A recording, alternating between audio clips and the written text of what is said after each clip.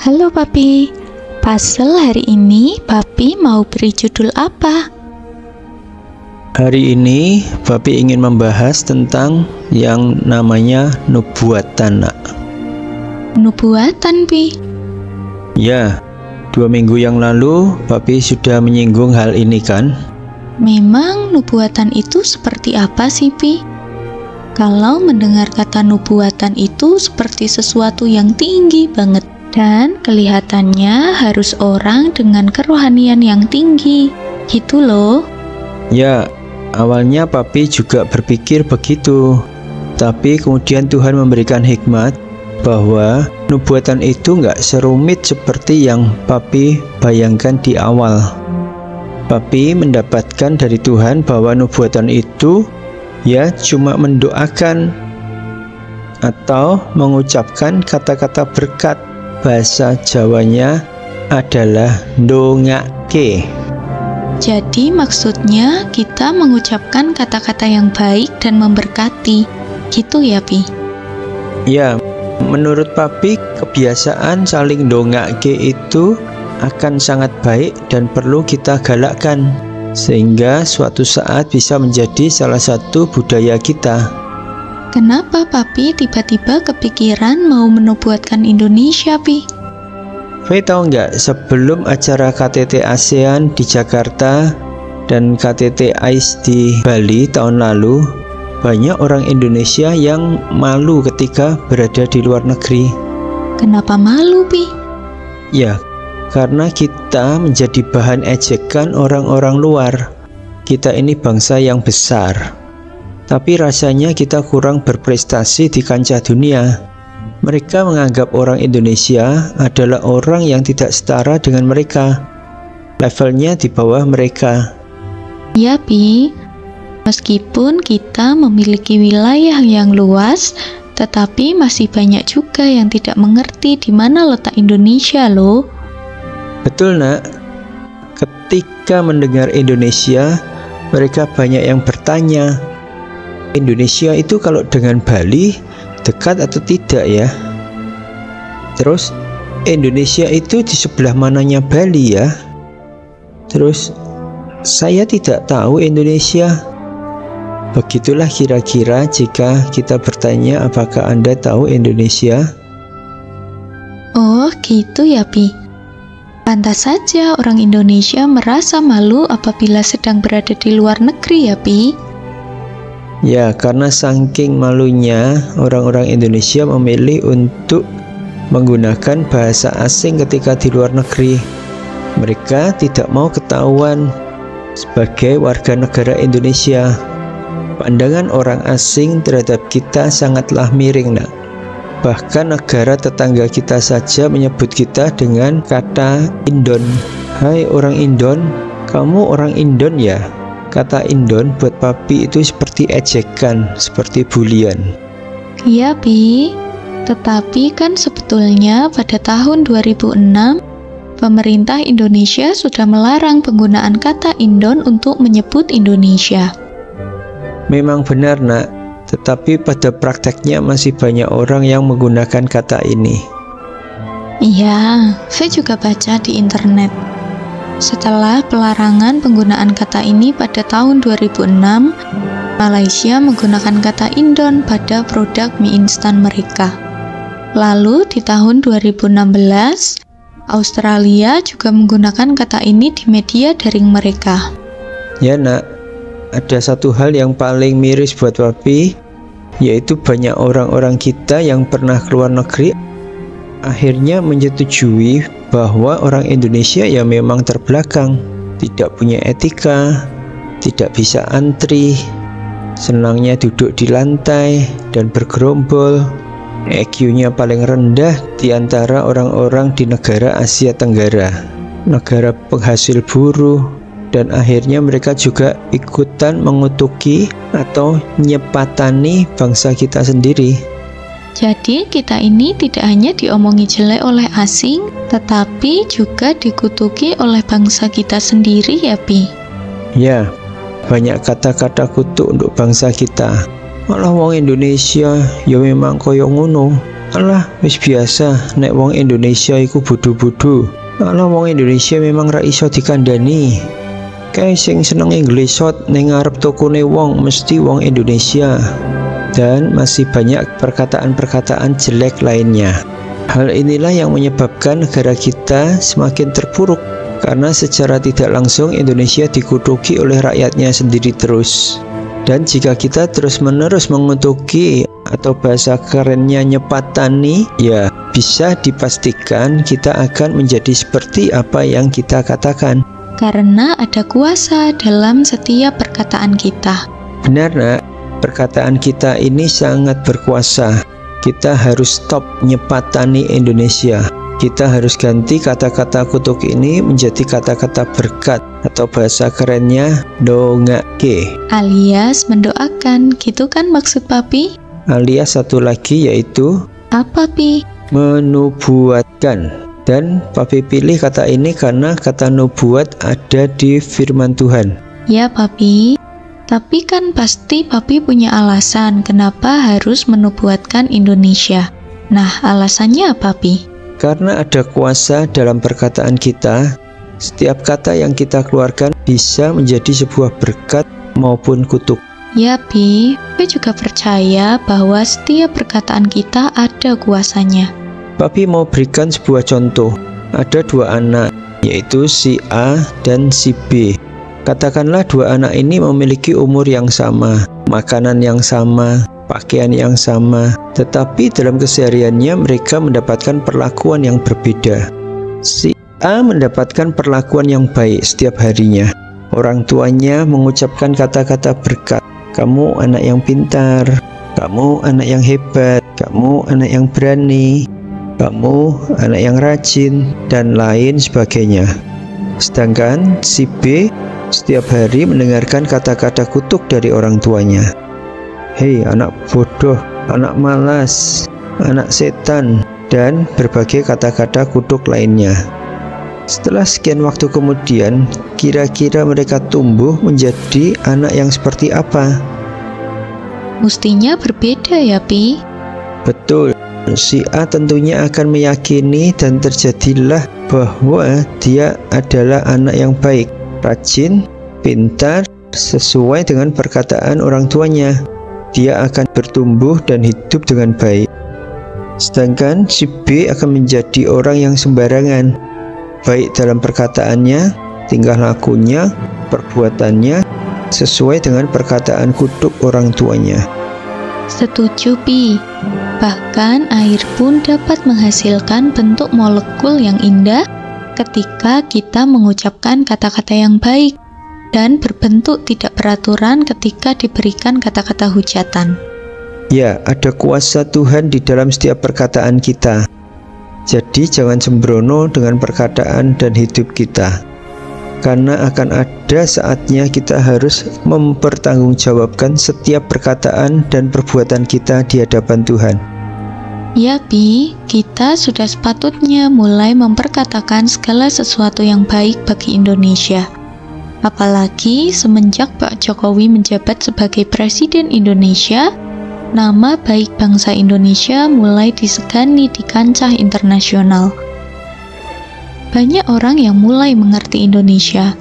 Mereka yang dulu pernah mempertanyakan Indonesia di sebelah mananya Bali, pasti sekarang jadi malu ya, Pi? Ya, Papi juga masih bingung jika ada orang Jawa Barat, lebih tepatnya orang Jakarta dan Bandung, yang dengan sok-sokan mengatakan, "Oh, kamu dari Jawa ya? Lah memang tanah yang mbok pijak itu tanah mana?" Mereka baru boleh ngomong seperti itu kalau mereka sambil melayang dong, jangan sambil ngijak Pulau Jawa. Capek deh, mau sombong tapi skor kecerdasannya masih 80-an. Tenang Pi, tenang. Ini kan masalah yang receh. Gini loh nak, semua akar permasalahan dimulai dari hal-hal yang receh. Tapi tidak mau hal-hal yang tidak berlandaskan fakta, tidak berlandaskan logika, dan tidak presisi, malah menjadi kebenaran di masyarakat ini. Hal-hal seperti ini jika dibiarkan suatu kali akan menyebabkan kekacauan. Iya, Papi. Fakta, logika, dan kepresisian itu sangat penting ya. Kira-kira ketidakpresisian apalagi ya yang terjadi di lingkungan masyarakat kita? Bapak, Ibu, Saudara boleh komen di bawah ya. Oke, kita lanjutkan yang tadi ya, Pi. Ya, Pak Jokowi adalah presiden yang luar biasa. Beliau mampu membawa Indonesia menjadi negara yang mulai diperhitungkan oleh dunia. Hal yang membuat Papi semakin kagum adalah ketika dengan gagah berani beliau mengalahkan Uni Eropa yang dipimpin oleh negara Jerman. Tapi apakah Uni Eropa akan diam saja? Firasat Papi hendak sih. Mereka akan mencari cara untuk menghancurkan Indonesia dengan smooth. Mereka sudah tidak bisa memakai cara kekerasan lagi karena mereka akan dikecam dunia. Papi mendapatkan informasi yang dapat dipercaya bahwa mereka pelan tapi pasti akan menyusupkan antek-anteknya yang Papi beri nama SBD, Serigala Berbulu Domba. Siapakah yang Papi maksud sebagai SBD ini, Pi? Mereka adalah orang-orang yang memiliki KTP layaknya warga negara Indonesia, tetapi mereka lebih memilih memihak kepada asing daripada memihak rakyatnya sendiri. Mereka adalah pengkhianat-pengkhianat bangsa. Kalau lihat di film-film, para pengkhianat ini biasanya orang yang pintar loh, Pi. Maksud V bukan berarti orang yang pintar adalah pengkhianat loh ya. Betul. Kebanyakan dari mereka adalah orang-orang yang intelektual atau kecerdasannya di atas rata-rata. Mereka bisa berdebat pagi, siang, sore, sampai malam demi memecah belah bangsa kita ini. Untuk itulah Papi mengajak semua kita untuk merapatkan barisan. Caranya bagaimana, Pi? Caranya dengan membuat kelompok sel yang Papi sebut kolam A. Karena hanya dengan cara inilah kita bisa mendeteksi keberadaan orang-orang asing dan SBD-nya di lingkungan kita. Kita perlu curiga dan waspada terhadap orang-orang yang tidak mau kumpul dengan orang-orang di lingkungannya. Minimal masuk dalam grup WA. Grup WA bisa juga loh Papi sebut sebagai kolam A. Oke, Pi, berarti kita harus mengetahui dulu orang-orang di lingkungan sekitar kita. Apakah dia adalah orang yang peduli dengan nasib Indonesia? Ataukah dia sebenarnya adalah orang yang ingin menghancurkan Indonesia? Pelan-pelan kita akan tahu kok siapa orang-orang di sekitar kita yang sebetulnya memiliki agenda khusus untuk menghancurkan Indonesia. Itulah tujuan kita memiliki kelompok sel. Lihat saja dari komen mereka. Mereka ngomong yang baik atau yang buruk tentang negara kita. Kalau seseorang yang ngomongnya jelek terus tentang Indonesia, maka patut kita tandai orang seperti ini. Lalu kita cari tahu latar belakangnya. Pasti ketahuan semua siapa dia sebenarnya. Dia ngomong itu untuk kepentingan siapa. Iya ya, Pi. Melalui kelompok kecil itu kita bisa menilai orang-orang di sekitar kita dan dengan cepat mengetahui siapa kawan, siapa lawan kita. Selanjutnya Papi ingin memberikan suatu gambaran bahwa ada 3 level kecerdasan. Apa saja, Pi? Level dasar atau yang Papi namakan kecerdasan level 1D itu adalah seseorang yang mempunyai kecerdasan yang memakai EQ saja atau hanya EQ saja. Di jurus tangga menuju hikmat, EQ berada di sebelah kiri dan EQ berada di sebelah kanan. Oke, terus kalau kecerdasan level 2 bagaimana, Pi? Ya, kecerdasan level 2 Papi namakan kecerdasan 2D, yaitu kecerdasan yang berdasarkan gabungan antara IQ dan EQ. Dan yang terakhir adalah kecerdasan 3D, yaitu kecerdasan dari gabungan IQ, EQ, dan SQ. Oke, V ulangi ya, Pi.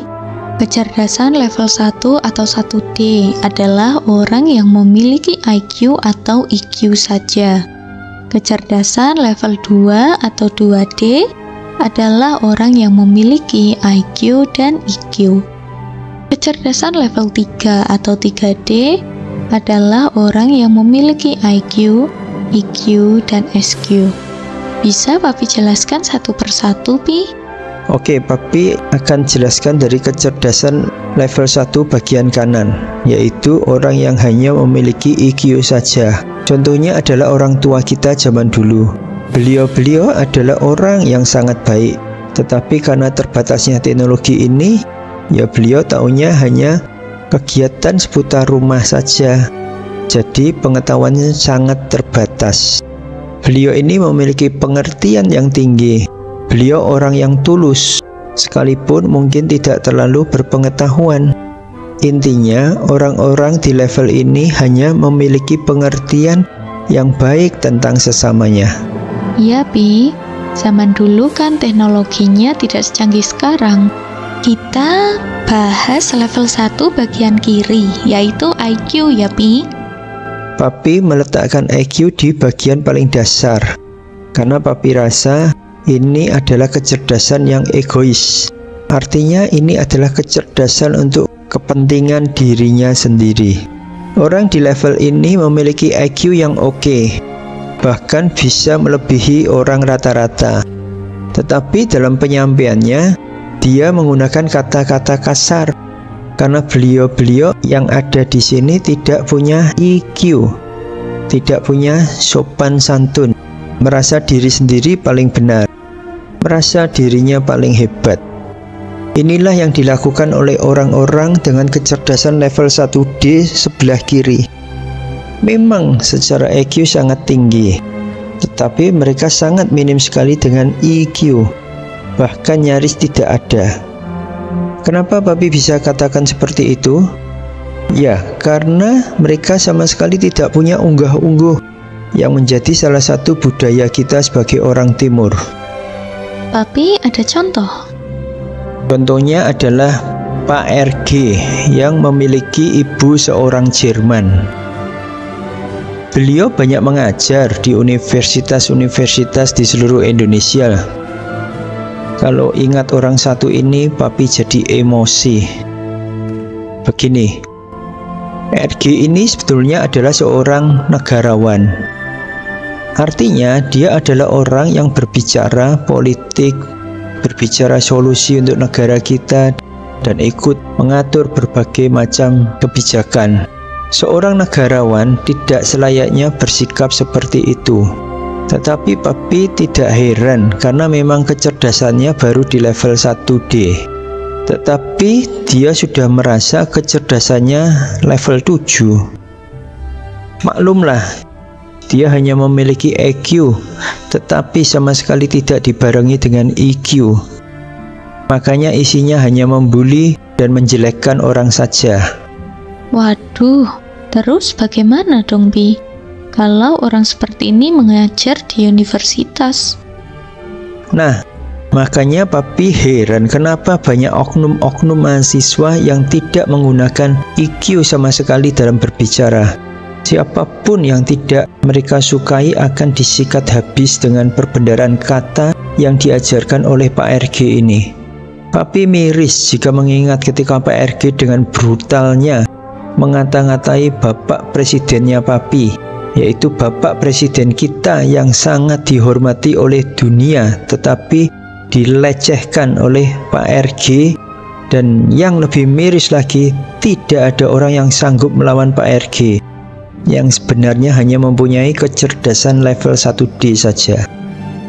Papi yakin di luar sana banyak orang yang lebih cerdas dari Pak RG, tetapi mereka memilih untuk bungkam, entah karena takut atau hal-hal yang lainnya. Tetapi hari ini Papi mau berkata bahwa seseorang yang diam ketika melihat kejahatan, padahal dia mempunyai kemampuan mencegahnya, itu berarti dia pun sudah melakukan kejahatan. Ya, Pi. Padahal sebetulnya jika kita bisa mencegahnya, hidup kita bisa lebih teratur dan lebih damai ya, Pi.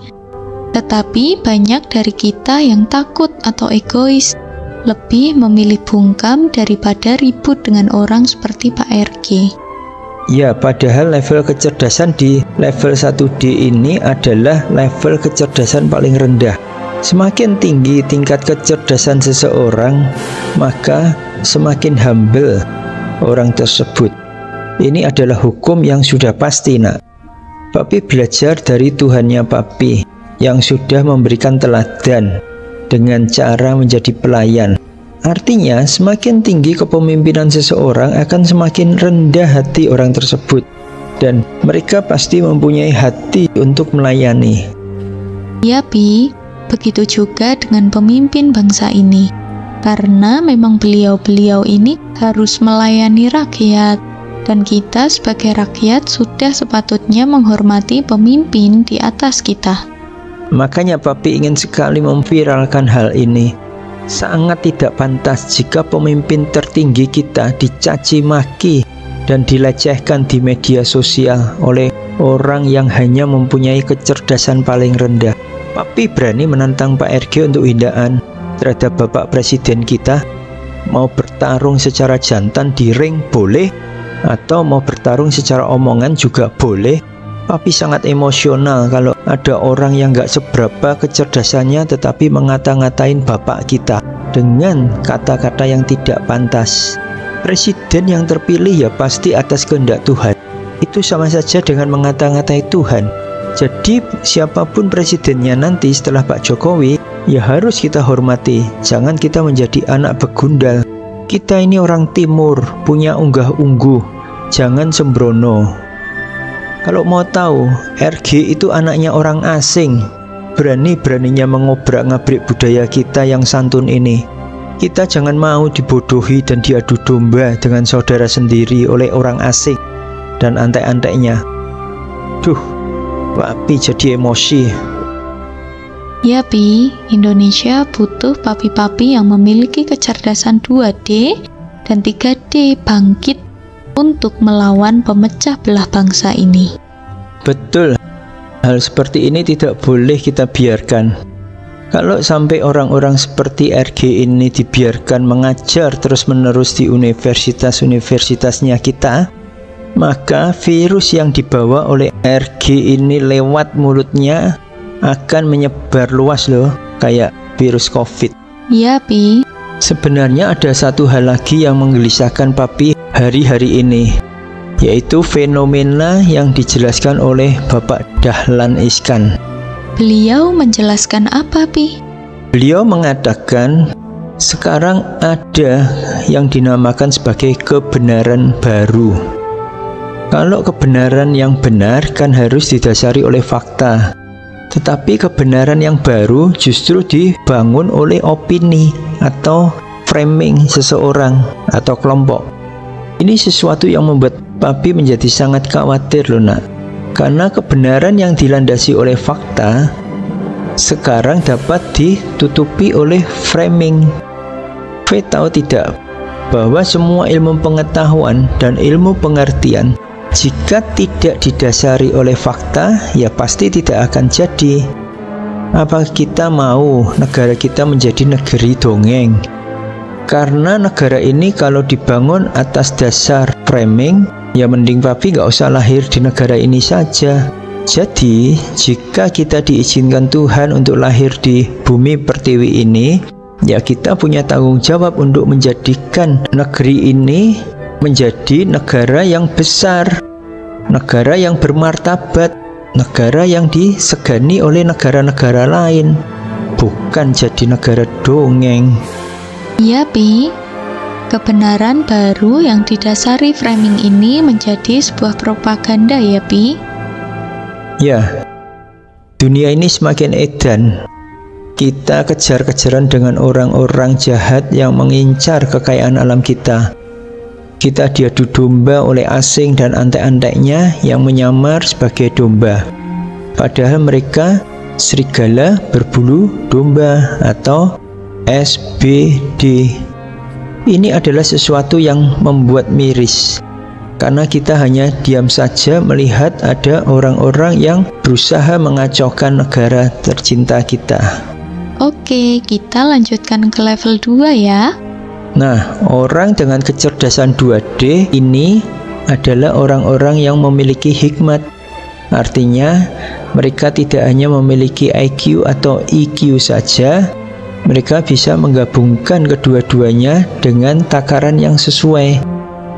Mereka adalah orang-orang yang berhikmat, yang mampu menyelesaikan masalah dengan menggunakan kecerdasan intelektualnya tanpa merendahkan orang lain, dan masih menjunjung tinggi budaya timur kita.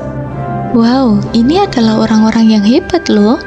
Secara IQ oke, secara EQ juga oke. Ya nak, itulah kenapa papi tadi bilang bahwa semakin tinggi level kecerdasan seseorang, maka dia akan menjadi pribadi yang semakin humble. Tidak suka menyerang atau membuli orang lain, tetapi bisa menempatkan dirinya. Ya Pi, ini adalah ilmu padi ya. Kalau level 3 lebih hebat lagi dong.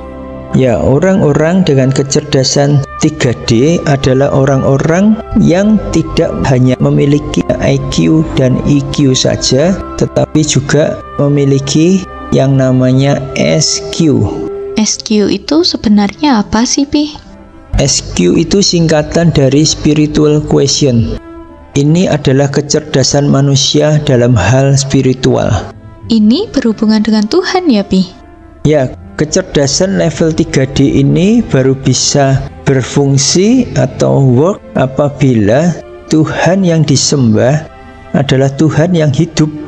Contoh orang-orang yang memiliki kecerdasan 3D itu siapa, Pi? Kalau di zaman dulu, mereka adalah penemu-penemu, pemimpin-pemimpin bangsa. Tetapi kalau di zaman modern ini, papi berpendapat hampir semua pengacara hebat di negeri ini adalah orang-orang dengan level kecerdasan 3D. Pengusaha-pengusaha hebat, pemimpin-pemimpin agama, yang intinya mereka adalah orang-orang yang takut akan Tuhan. Ada lagi nggak, Pi? Siapa lagi ya? Kalau bapak, ibu, saudara punya jawaban lain, boleh diisi di kolom komentar ya. Betul. Untuk itu, pada hari ini tanggal 6 April 2024, papi ingin mengajak seluruh papi-papi yang sudah dikaruniai Tuhan dengan kecerdasan 2D maupun 3D untuk bangkit dan bernubuat bersama saya. Mari kita nubuatkan sesuatu yang baik untuk Indonesia, sesuai agama dan kepercayaan kita masing-masing.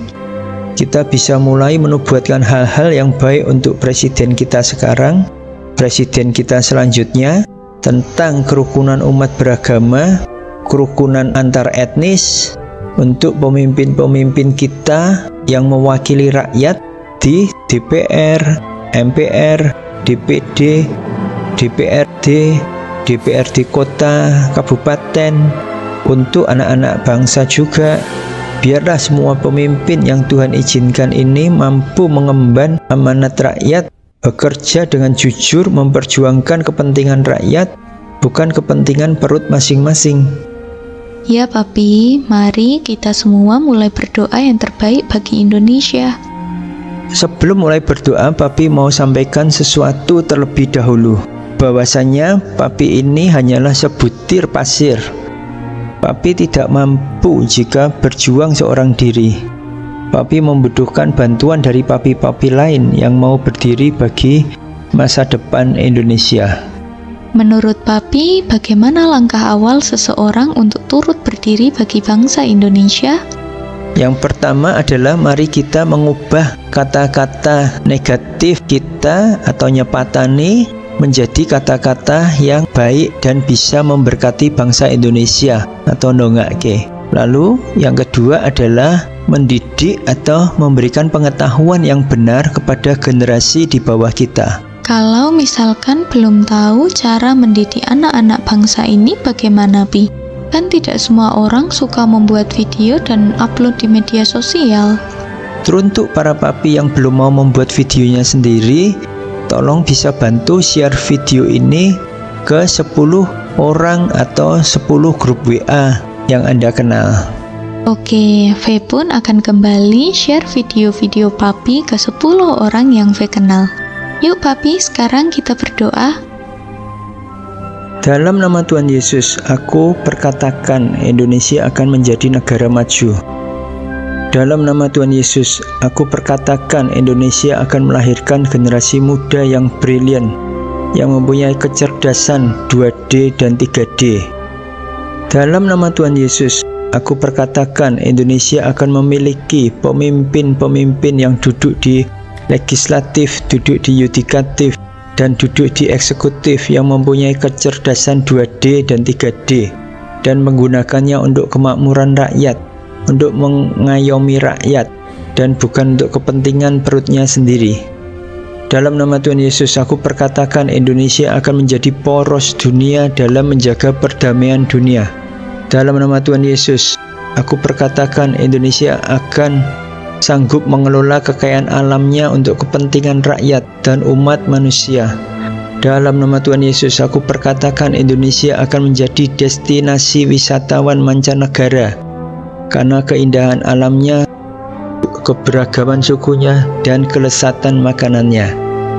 Dalam nama Tuhan Yesus, aku perkatakan Indonesia akan melahirkan orang-orang yang ahli di bidangnya. Dalam nama Tuhan Yesus, aku perkatakan Indonesia akan melahirkan papi-papi yang memiliki kecerdasan 2D dan 3D sehingga mampu memajukan daerahnya masing-masing. Dalam nama Tuhan Yesus, aku perkatakan Indonesia akan menjadi salah satu lumbung pangan dunia dan akan menghasilkan buah-buahan dan sayuran terbaik di dunia. Dalam nama Tuhan Yesus, aku perkatakan Indonesia akan menjadi pusat peternakan dunia. Dalam nama Tuhan Yesus, aku perkatakan Indonesia akan menjadi pusat perikanan dunia. Dalam nama Tuhan Yesus, aku perkatakan Indonesia akan didatangi ratusan bahkan ribuan kapal pesiar dari berbagai dunia. Dalam nama Tuhan Yesus, aku perkatakan Indonesia akan muncul pengusaha-pengusaha kapal pesiar. Dalam nama Tuhan Yesus, aku perkatakan Indonesia akan menjadi pusat riset dan pengembangan berbagai macam industri dan teknologi. Dalam nama Tuhan Yesus, aku perkatakan Indonesia akan mencetak juara-juara baru dalam olimpiade dalam berbagai bidang. Dalam nama Tuhan Yesus, aku perkatakan Indonesia akan menghasilkan film-film yang bertaraf internasional. Dalam nama Tuhan Yesus, aku perkatakan Indonesia akan menghasilkan musik-musik yang bertaraf internasional. Dalam nama Tuhan Yesus, aku perkatakan Indonesia akan muncul gedung-gedung pencakar langit atau high-rise building yang dimiliki oleh mayoritas warga negara Indonesia. Dalam nama Tuhan Yesus, aku perkatakan Indonesia akan muncul pengusaha-pengusaha yang bertaraf internasional. Dalam nama Tuhan Yesus, aku perkatakan Indonesia akan muncul resort-resort yang mewah di setiap pedesaan yang ada di seluruh tanah air. Dalam nama Tuhan Yesus, aku perkatakan Indonesia akan muncul desa wisata di seluruh penjuru tanah air.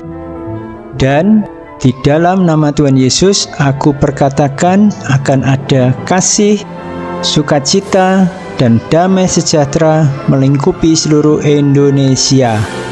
Amin.